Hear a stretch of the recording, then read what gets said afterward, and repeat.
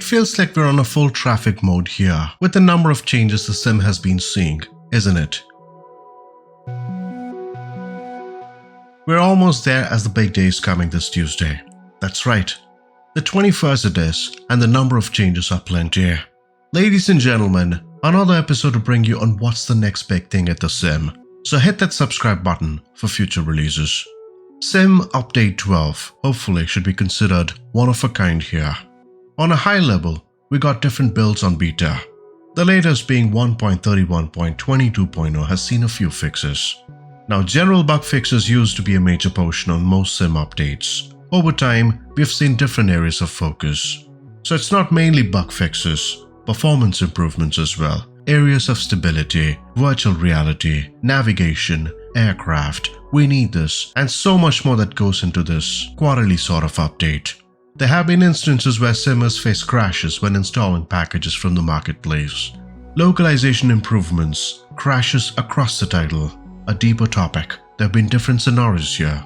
Now the aircraft portion have been more exciting and a ton of changes quite frankly.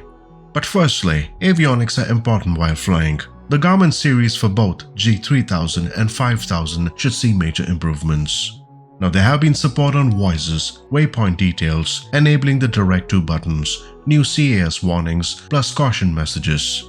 Now these are some of the examples of bug fixes we should see in the level of aircraft and general bug fixes. In terms of aircraft, significant improvements on the beloved A310. All areas actually. External lighting adjustments, pressure system bugs, TD logic, resolutions in and around including the flight deck door. Now it's not just cosmetic improvements here. Weight calculations on landing, ATC audio bug, auto brake commands, custom PBD can now be added on a new waypoint and several other areas. The Bell 407 chopper sees a list of dramatic improvements as well. Interesting ones. Engine performance trying to match the real world. Now under heavy load, it gets more easier to overstress the rotor RPM and torque. In addition to this, low rotor warning sounds, stability on cruise flight, pedal animations to VR support and more. A larger chunk is on the Douglas DC-3 as well, addressing cockpit areas, systems, switches, lighting and texture improvements. It's quite a big list on the DC-3 and I do believe the largest of all the aircraft changes. In terms of other aircraft, there have been updates on the remaining aircraft, including the Grumman G21, H-4 Hercules, Ryan NYP, and Wright Fighter. The inclusion of VR improvements can add well.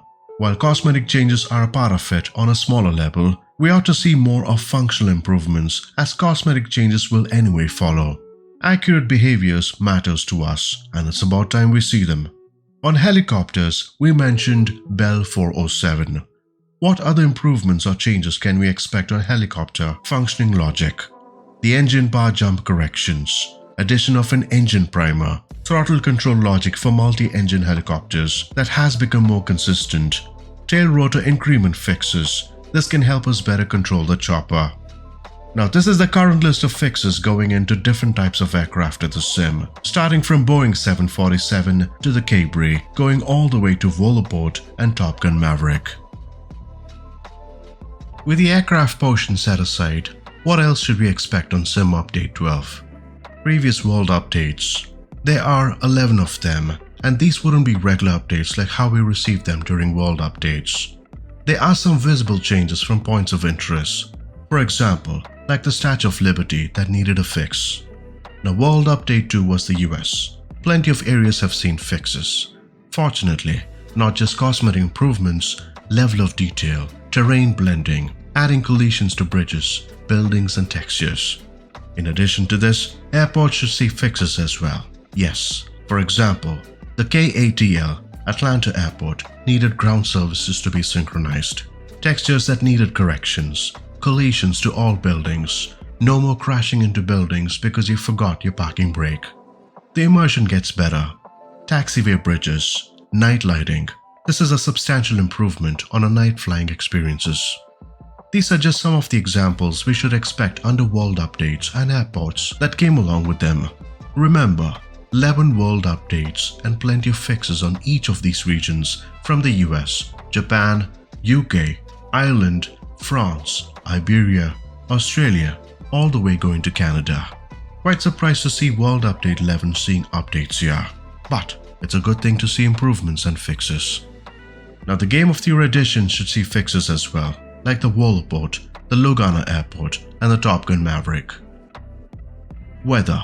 Did we talk about weather yet? Weather is one thing that's taking its own time. That's a good thing, to be honest, a deeper section of the sim. Now the improvement should be towards heat-only thermals that were limited.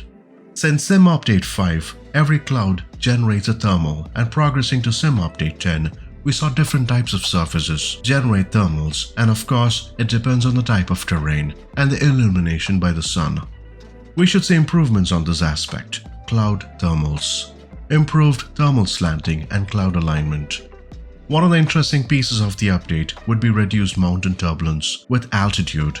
Now we got the thermal up and down drafts. There are still many updates needed as we hope to see a relation between clouds and thermals that are needed.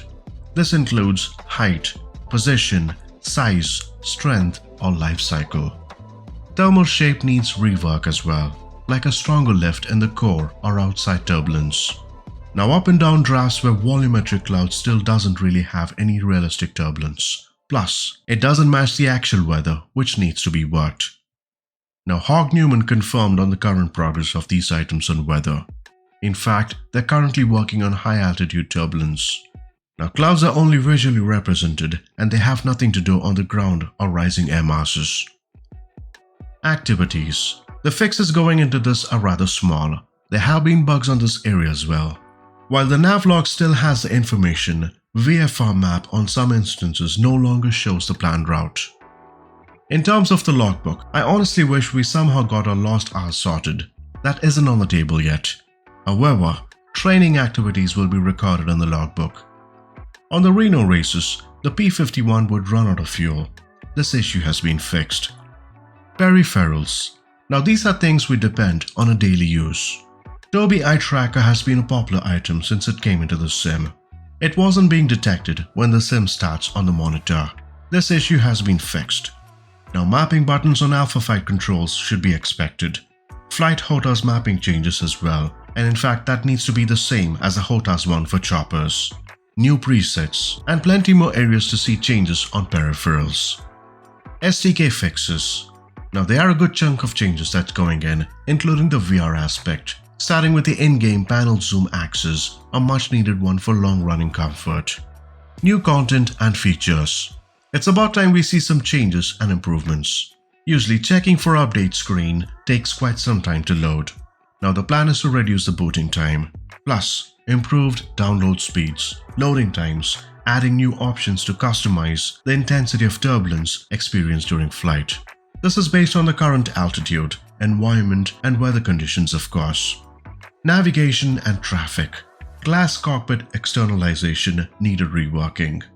The ATC windows have come across many instances showing inaccurate runway numbers. Live traffic planes have had issues as well, not following departure procedures, staying stuck at hold shot in some airports, taking off without clearance. SimConnect injected traffic planes that cause performance issues on the world map, and many more. We went through avionics that can improve the navigation point of view. We went through the number of aircraft seeing fixes that can seamlessly take us anywhere in the world. Airports that needed fixes, world updates, the weather aspect, virtual reality, peripherals, activities. I am pretty certain there are much more things coming to us on Sim Update 12, and rather leave them as a surprise. What are you most excited about? I truly hope we have a seamless experience post Sim Update 12. Do stay notified by subscribing. We will make it a point to immediately notify if in case we hear of any changes or early releases. Until next time, do take care and happy flying.